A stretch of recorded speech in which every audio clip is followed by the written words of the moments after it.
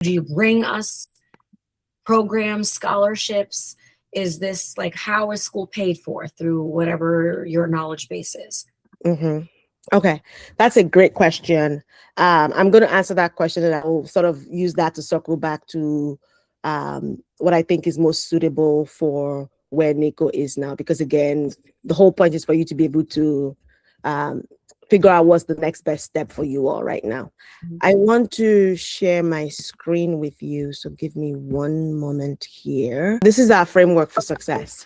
And if you notice, this is a radial Venn diagram with a big circle and then smaller circles around it shaped like a pentagon. That big circle is the college list. The reason it's big compared to the other ones, even though they're all connected, meaning everything here is necessary, not just one, and you can't do without one.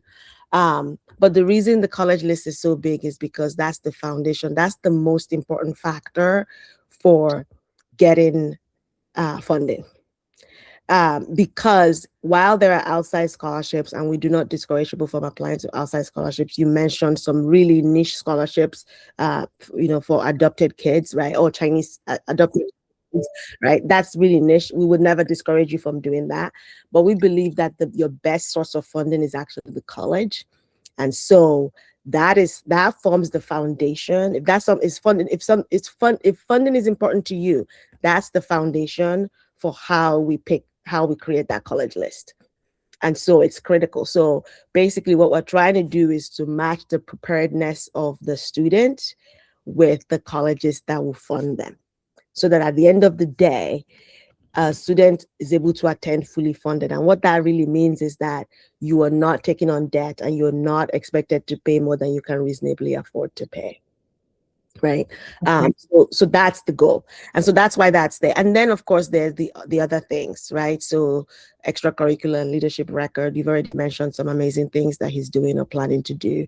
The academic record, which is important. And really what you're looking for there is rigor. And because there's so much variation in high schools across the country, never mind across the world, depending on what school he's applying to, rigor is really about making the best of the opportunities available and doing the best possible, excelling the best as best as he possibly can, right? And then there's the essay part. And here it says memorable essay, but it's really essays, because for some of those schools, you're doing more than one piece of writing. The more prestigious, the more difficult, the more likely to fund more, right? But so that's like more writing there. And then the financial aid applications, because that's also important.